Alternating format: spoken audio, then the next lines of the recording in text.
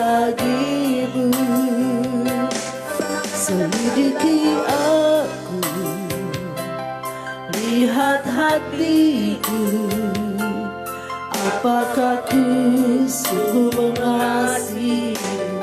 Yesus, Kau yang Maha tahu dan menilai hidupku, tak ada yang tersembunyi bagimu. Telah kulihat kebaikan-Mu yang tak pernah habis di hidupku. Ku berjuang sampai akhirnya Kau dapati aku tetap setia. Sungguh Tuhan, malam hari ini kami datang kepadamu. Tuhan, lihat hati kami, Tuhan. Kami terus berjuang biar kami, Tuhan, tetap setia kepadamu ya Bapa. Apapun tantangan, apapun masalah yang diperhadapkan bagi kami mau tetap setia ya Tuhan.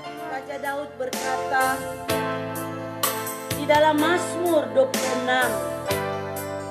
dia katakan, berilah keadilan kepadaku ya Tuhan, sebab aku telah hidup dalam ketulusan. Kepada Tuhan aku percaya dengan tidak ragu-ragu. Ujilah aku ya Tuhan, dan cobalah aku, selidikilah batinku dan hatiku, sebab mataku tertuju pada kasih setiamu, dan aku hidup dalam kebenaranmu. Mari kita mau katakan, ujilah aku Tuhan, cobalah aku Tuhan.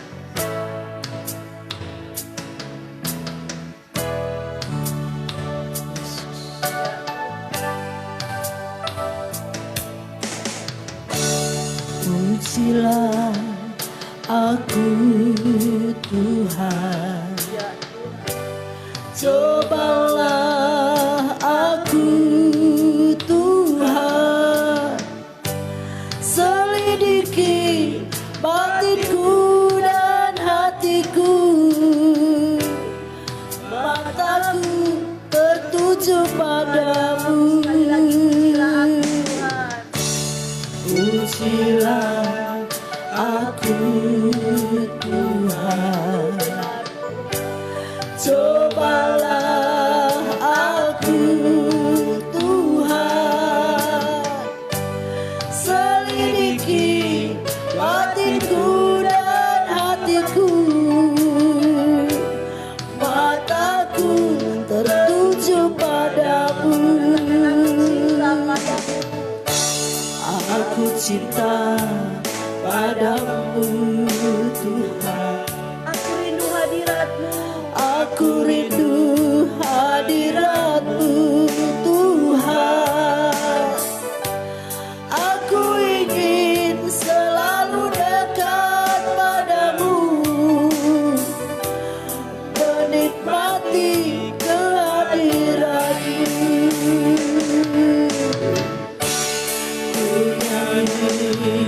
Hosana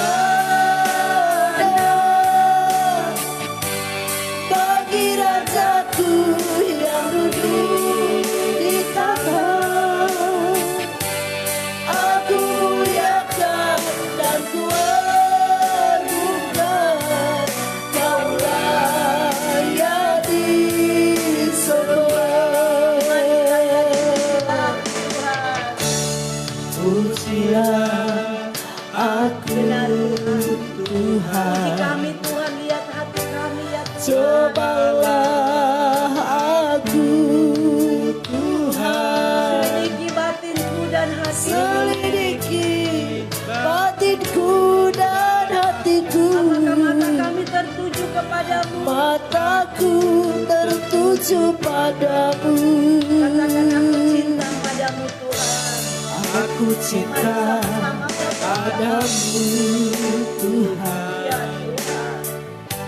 aku rindu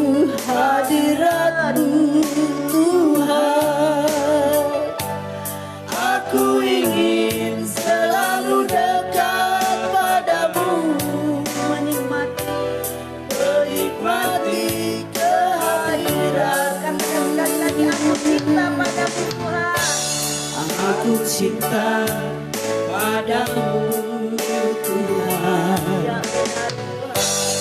Aku rindu hadirat-Mu Tuhan. Aku ingin selalu dekat padamu, menikmati kehadiran-Mu. Kami nyanyi Hosana. Ku nyanyi Hosana bagi Rajaku yang duduk di tangga. Aku muliakan dan Tuhan, Kau layak disembah. Kami katakan aku cinta.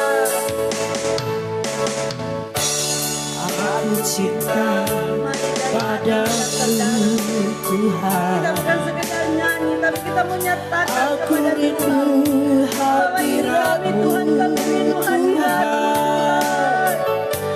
Aku ingin selalu dekat padamu, menikmati kehadiran-Mu. Sekali lagi aku cinta dari hatimu. Aku cinta padamu Tuhan. Aku rindu hadirat-Mu Tuhan. Aku ingin selalu dekat padamu, menikmati kehadiran-Mu.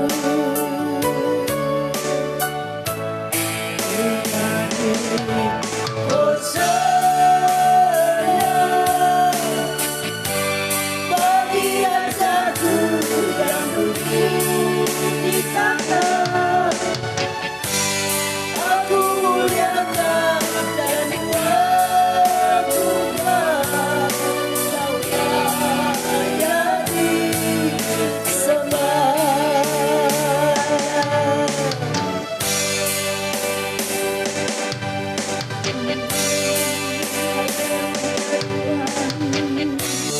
Ku nyanyi Hosana bagi Rajaku yang duduk di tangga. Aku muliakan dan kuagungkan, Kau layak disembah. Benar Tuhan, hanya Engkau yang layak disembah. Terima kasih Tuhan, karena kami akan mendengar firman. Mari Tuhan berfirman bagi kami. Kami siap mendengarkannya. Hamba tidak ada apa-apanya Tuhan. Hamba boleh ada semua hanya karena anugerah Tuhan. Kami percaya kami semua yang bisa mengikuti ini. Kami tahu ini hanya semata-mata anugerah Tuhan. Untuk itu mari Roh Kudus, Engkau yang ambil alih berbicara kepada kami semua. Di dalam nama Tuhan Yesus, kami berdoa dan bersyukur. Haleluya. Amin. Mari sama-sama kita mau merenungkan firman Tuhan. Saya berat sekali untuk menyampaikan firman Tuhan ini, tema selidiki. Tiba-tiba saya lagi menyembah Tuhan. Tiba-tiba ini muncul. Lagu ini, saya nyanyi lagu ini dan saya begitu kuat untuk saya sampaikan dengan tema ini. Ini gak gampang, saudara, untuk selidiki aku ya Tuhan. Tapi saya belajar, setelah saya pelajari, saya renungkan dari Raja Daud. Ya, mari kita baca dulu di dalam Mazmur 139 ayat 23 dan ayat yang ke-24. Dikatakan begini, selidikilah aku ya Allah dan kenalah hatiku. Ujilah aku dan kenalah pikiran-pikiranku. Lihatlah apakah jalanku serong dan tuntunlah aku di jalan yang kekal. Saudara dikasih oleh Tuhan, untuk doa seperti ini saudara, itu tidak gampang. Saya percaya dulu saya paling takut saudara. Mau nyanyi lagu yang ujilah aku saudara, saya paling takut nyanyi. Tuhan, apakah saya layak untuk saya tantang Tuhan untuk coba aku. Tapi setelah saya renungkan, saya pelajari saudara, saya melihat bagaimana seorang Raja Daud. Dia bukan orang yang tidak berdosa, tidak bersalah. Dia pernah jatuh di dalam dosa. Dia banyak kesalahan yang dia buat. Bahkan kesalahan yang sangat fatal yang Daud pernah lakukan. Tapi pada satu saat dia katakan ini. Dia berdoa dan dia bilang, selidiki aku Tuhan. Saya melihat ini saudara. Alasan apa kenapa Daud katakan selidiki aku. Lihat hatiku. Apakah aku sungguh mengasihimu. Alasannya kita lihat di dalam ayat 1 dan ayat kedua katakan begini. Tuhan, engkau menyelidiki dan mengenal aku. Engkau mengetahui kalau aku duduk atau berdiri. Engkau mengerti pikiranku dari jauh. Engkau memeriksa aku kalau aku berjalan dan berbaring. Segala jalanku kau maklumi. Jadi alasan Daud dengan berani berdoa, selidiki aku Tuhan. Coba aku Tuhan di dalam Mazmur 26. Karena dia tahu bahwa Tuhan mengenal siapa dia. Tuhan mengenal kita manusia. Tidak ada yang tersembunyi bagi Tuhan. Baik masih ada dalam pikiranku, Tuhan sudah tahu semuanya. Untuk itu saudara, lagu yang kita nyanyi, selidiki aku Tuhan. Lihat hatiku Tuhan. Setiap kali aku nyanyi lagu ini saudara, itu seperti aku melihat diri saya sendiri. Apakah semua yang saya lakukan itu sudah menjadi hal yang diinginkan oleh Tuhan atau tidak? Termasuk di dalam doa sembah kita malam ini saya live. Apakah berkenan kepada Tuhan atau tidak? Karena ternyata saudara, kalau dipikir-pikir saudara, masih banyak hal yang kita lakukan tidak seperti yang diinginkan Tuhan. Untuk itu malam hari ini saya mau ajak kita semua, termasuk saya saudara ya. Karena saya juga belum sempurna, saya masih banyak kesalahan yang saya buat saudara. Tapi kita mau sama-sama cek and recheck hati kita masing-masing ya. Jangan kita cek hati orang lain, hati pasangan kita, hati teman-teman kita, tapi kita lihat hati kita sendiri saudara ya. Sebagaimana Raja Daud berkata, selidiki aku Tuhan dan lihatlah hatiku. Poin yang pertama yang perlu kita lihat, kita cek and recheck dalam hati kita saudara ya. Kita perlu lihat hati kita. Apakah yang kita lakukan, apakah yang kita buat, yang kita kerjakan, apakah semua itu berkenan kepada Tuhan? Sudah sesuai dengan kehendak Tuhan atau tidak? Banyak kali kita juga di dalam pelayanan. Kita mau melayani, namun tidak seluruhnya memiliki kondisi hati yang sesuai dengan apa yang Tuhan kehendaki. Ada orang yang dengan tulus hati, sungguh-sungguh melayani karena mengasihi Tuhan dan mengasihi jiwa-jiwa. Tapi dia menghadapi begitu banyak tantangan saudara. Bahkan banyak orang seringkali tidak suka, memusuhi, banyak tantangan. Tapi ada pula orang yang melayani karena ingin membesarkan dirinya. Ya, dia ingin supaya dia dilihat hebat, dilihat dipakai Tuhan. Ingin terlihat rohani, ingin menonjolkan kemampuan. Ada juga yang melayani karena upah, saudara, dan lain sebagainya. Betapa banyak motivasi yang bisa menjadi dasar dari pelayanan dan perbuatan kita untuk orang lain. Saya percaya Tuhan tentu menghargai pelayanan kita sekecil apapun. Saya pernah sampaikan juga dalam live Sabtu ya, bahwa Tuhan tahu, Tuhan menghargai sekecil apapun yang kita perbuat. Namun yang Tuhan hargai, dia tidak melihat besar kecil, dia tidak melihat hebatnya kita, luar biasanya kita, penampilan kita saudara. Tapi yang Tuhan lihat ketulusan dengan hati yang murni. Dan kita melihat salah satu ucapan Yesus yang sangat terkenal dengan khotbah mengenai berbahagia saudara ya. Di ayat Matius 5 ayat 8 katakan begini. Berbahagialah orang yang suci hatinya, karena mereka akan melihat Allah. Ya, dalam bahasa Inggris dibilang apa? Pure heart. Hati yang murni akan membuat kita melihat Allah. Melihat kuasa-kuasa Allah, melihat jalan-jalan Tuhan, melihat petunjuk-petunjuk Tuhan dan rencana Tuhan di dalam hidup kita. Ini sejalan dengan apa yang ditulis Daud. Kita bisa lihat di dalam Mazmur 24 ayat 4 dan 5 dikatakan, saudara, orang yang bersih tangannya dan murni hatinya, yang tidak menyerahkan dirinya kepada penipuan dan yang tidak bersumpah palsu, dialah yang akan menerima berkat dari Tuhan dan keadilan dari Allah yang menyelamatkan dia.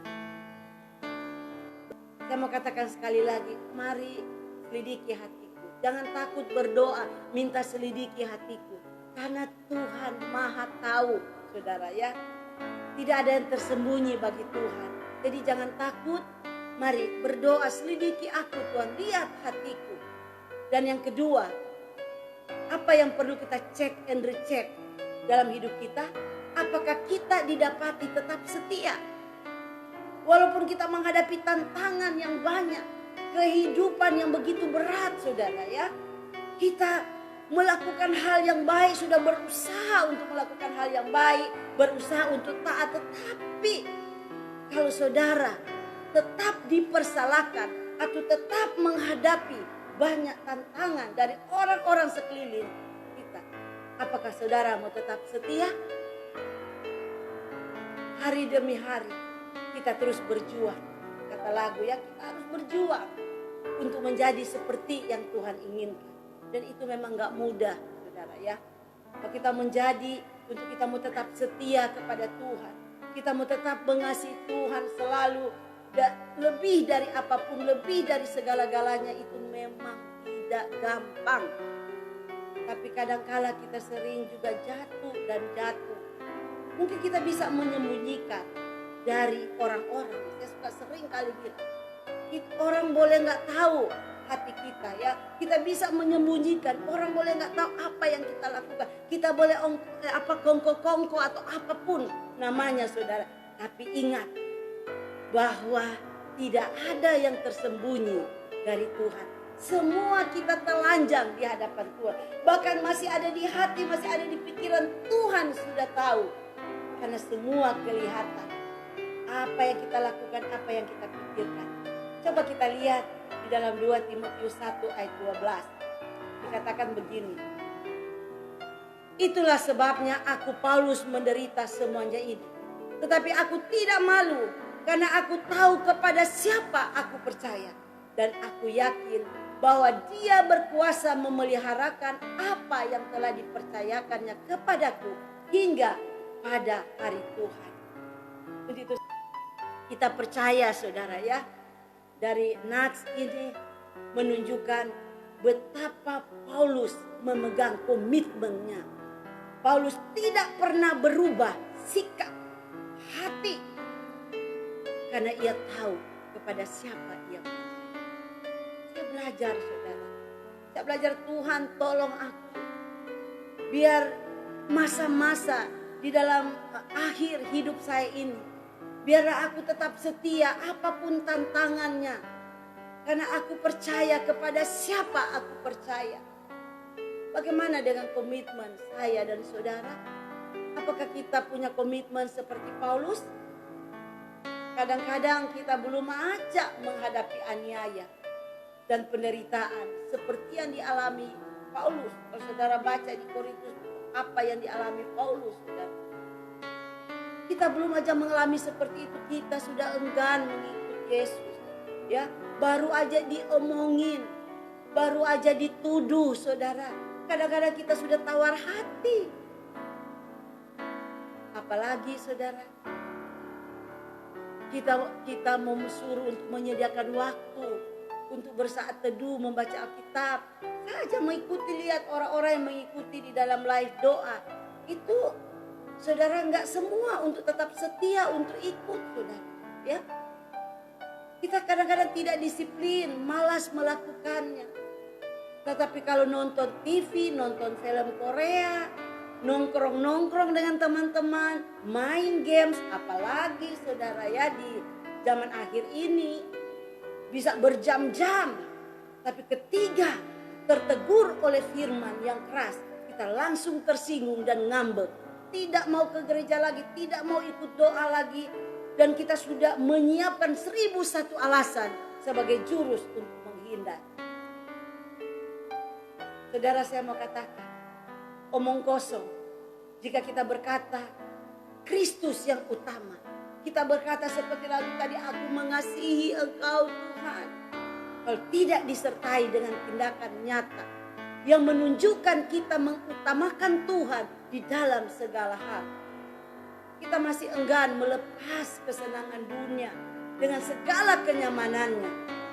Ingat loh saudara, Tuhan tidak ingin ada ilah lain di hadapannya. Sebab hal itu adalah perjinahan rohani. Firman Tuhan menegaskan di dalam Yakobus 4 ayat yang ke-4b dan c.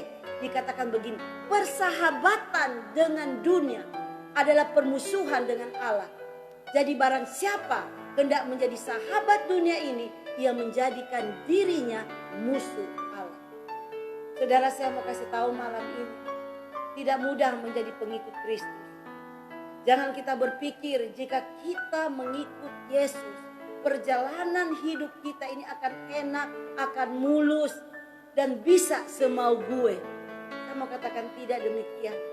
Ya, ada tanggung jawab besar berada di pundak saya dan saudara. Karena firman Tuhan berkata, waktu kita mau ikut Yesus, Tuhan bilang apa? Sangkal diri dulu, pikul salib, baru ikut Yesus. Baru kita memiliki kehidupan yang berbeda dengan dunia. Untuk sangkal diri itu gak gampang. Saya juga ngalamin, saudara ya. Gak gampang untuk kita pikul salib. Tetapi ingat, ada anugerah, ada sukacita yang tersendiri bila kita dipercaya Tuhan untuk menjadi saksi-saksinya. Inilah yang membuat Paulus tetap setia untuk melayani Tuhan, saudara. Karena dia tahu, saudara, dia akan alami begitu, saudara, luar biasa. Karena apa? Dia merasakan tidak sebanding penderitaan yang dia alami dengan kemuliaan nanti yang Tuhan sudah sediakan kelak. Sudahkah kita setia? Seperti lagu katakan, setia-setialah, setialah sampai mati. Mari saudara, kita tetap setia. Jangan sampai kita kena bujukan rayuan dunia, saudara ya. Tetap setia apapun tantangan. Dan yang ketiga, saudara, apa yang perlu kita cek and recheck? Apakah kita sahabat atau musuhnya Tuhan? Kita lihat di dalam Lukas 11 ayat 14 sampai 23. Saudara ya, saya ceritakan saja bagaimana orang-orang yang tidak beriman menolak ajaran Yesus. Orang tidak beriman ini berpandangan bahwa apapun yang dilakukan Yesus semua adalah buruk dan merupakan karya si jahat. Mereka iri dan tidak senang kepada Yesus. Saudara, mereka tidak senang apabila Yesus itu nampak hebat, nampak berkuasa. Sehingga apa yang mereka lakukan, saudara? Wow, ini luar biasa. Mereka menyebarkan gosip dan memfitnah kalau Yesus mengusir setan dengan kuasa Beelzebul. Meskipun demikian, Yesus tidak marah, tidak menyerang, dan tidak membenci orang-orang yang menolak ajarannya. Yesus dengan lembut menyapa dan berdialog dengan mereka. Bagaimana jawaban Yesus pada saat dia difitnah? Berkenaan dengan Yesus mengusir setan kepada orang, ya, seseorang yang menjadi bisu. Tetapi luar biasa saudara ya. Kita melihat orang kalau sudah tidak suka saudara. Ya, kalau dia akan kejar terus. Setelah mereka gagal melawan Yesus secara terbuka. Orang-orang yang musuh Yesus memakai jalan apa? Memfitnah. Ini satu cara licik. Yang juga iblis pakai sampai sekarang saudara. Sampai sekarang. Ya kita mau bersaing, kita tidak bisa mampu bersaing saudara. Kita pakai dengan cara licik. Ya, memfitnah, menggosipin orang saudara. Ya, kita lihat sampai sekarang. Bahkan mencari-cari kesalahan. Sampai kalau mereka ini kesalahannya. Saudara, mereka cepat-cepat untuk apa? Melaporkan. Itu yang terjadi kepada Yesus. Mereka mengatakan bahwa Yesus sanggup mengusir setan bukan karena kuasa yang berasal dari Allah, melainkan karena dia bersekutu dengan Beelzebul, sang penghulu setan. Untuk itu malam ini, kalau saudara ada mungkin memiliki hati seperti itu, mari bertobat saudara ya. Bertobat sungguh-sungguh. Jangan, kita harus saudara menyadari bahwa sifat yang demikian tidak baik dan Tuhan tidak suka itu. Karena tanpa disadari, walaupun kita hamba Tuhan, kalau kita memiliki hati seperti itu, kita dipakai oleh setan saudara ya. Untuk itu mari sama-sama kita lihat jawaban Tuhan Yesus yang langsung mematahkan mereka. Kita lihat yang pertama, Yesus menjawab, jika sebuah kerajaan terjadi perang saudara, kerajaan itu tidak akan menjadi lemah. Kerajaan itu pasti akan menjadi lemah dan tidak bisa bertahan. Jika Beelzebul menyerang anggotanya sendiri, maka kerajaan setan pasti akan berakhir. Mari kita lihat buktinya di dalam Lukas 11 ayat 17 sampai 20. Saya akan bacakan karena ini penting sekali. Tetapi Yesus mengetahui pikiran mereka, lalu berkata, setiap kerajaan yang terpecah-pecah pasti binasa. Dan setiap rumah tangga yang terpecah-pecah pasti runtuh. Jikalau iblis itu juga terbagi-bagi dan melawan dirinya sendiri, bagaimanakah kerajaannya dapat bertahan? Sebab kamu berkata bahwa aku mengusir setan dengan kuasa Beelzebul. Jadi jika aku mengusir setan dengan kuasa Beelzebul, dengan kuasa apakah pengikut-pengikutmu mengusirnya? Sebab itu mereka lah yang akan menjadi hakimu. Tapi jika aku mengusir setan dengan kuasa Allah, maka sesungguhnya kerajaan Allah sudah datang kepada kamu. Haleluya saudara. Jadi hanya ada satu cara untuk bisa mengalahkan setan, yaitu dengan kuasa Allah. Makanya berdoa saudara. Gak usah lawan saudara. Datang kepada Tuhan. Minta kuasa Tuhan saudara. Karena kita melihat setelah mereka melihat jawaban Yesus masuk akal, maka mereka sudah tidak bisa membantah lagi. Dan yang kedua, Yesus memberi pertanyaan yang membuat lawannya harus menentukan sikap. Untuk menjadi sahabat Yesus atau menjadi musuh. Karena di dalam Yesus tidak ada sikap netral. Ingat loh, di dalam Yesus tidak ada jalan tengah. Di dalam Wahyu katakan, kalau engkau mau dingin, dingin. Kalau engkau mau panas, panas. Kalau mau dunia, dunia aja sekalian. Ya, kalau mau ikut Tuhan harus sungguh-sungguh, saudara. Ya, karena tidak ada jalan tengah. Kalau tidak bersama Kristus berarti kita melawan Yesus. Di dalam Lukas 11 ayat 23. Siapa tidak bersama aku, ia melawan aku. Dan siapa yang tidak mengumpulkan bersama aku, ia mencerai beraikan. Saudara yang dikasih oleh Tuhan. Jadi ayat ini sangat jelas. Kalau kita tidak bersama dengan Yesus, kita tidak mengumpulkan kawanan domba Allah, berarti kita mencerai beraikan. Mari, untuk bersatu memang gak gampang saudara ya. Gak gampang untuk kita bersatu.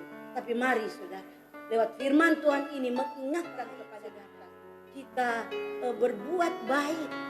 Melakukan hal yang baik saudara. Jangan selalu kita melihat negatif, tapi mari kita melihat dari setiap kita pasti ada positifnya. Amin. Karena ketiga kita berbuat baik saudara, atau kebenaran, akan selalu ada orang yang tidak suka. Benar kan? Tapi kita nggak boleh benci, karena bukan orang itu, tapi dibalik di belakang orang itu ada kuasa kegelapan yang menuntut dia untuk melawan setiap orang yang melakukan hal yang baik. Karena si jahat tidak senang ketika kita menyenangkan hati Tuhan. Tapi saya mau katakan malam ini, apapun yang diperlakukan, tetaplah berbuat baik, tetap mengasihi, jangan membalas, dan tetap smile, saudara ya. Saudara, saya pun buat live ini, saudara.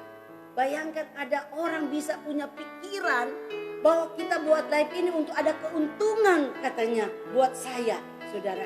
Untuk saya mungkin diberi atau dikasih uang dan lain sebagainya. Bayangkan, saudara, ya.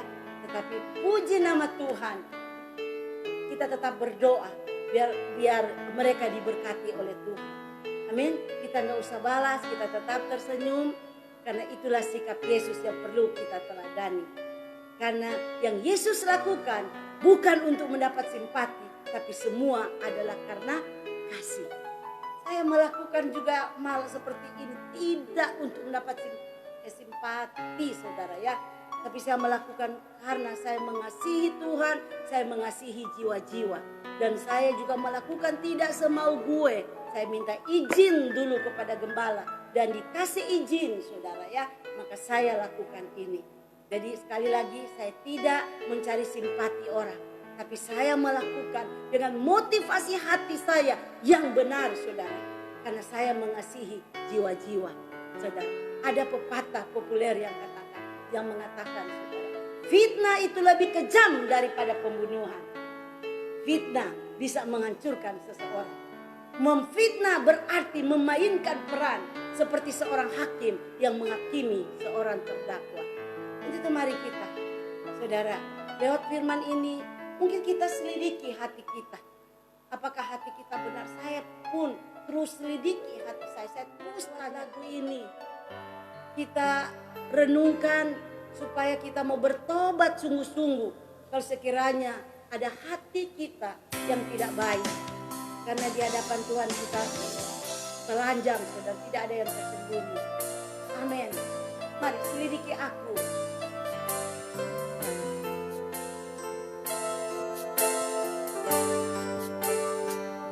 Selidiki aku, lihat hatiku,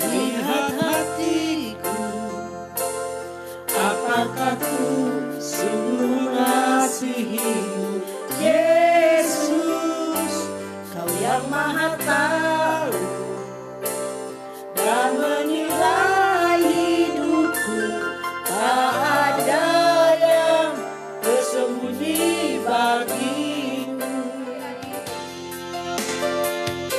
Selidiki mari aku, Tuhan selidiki hati kami, Tuhan.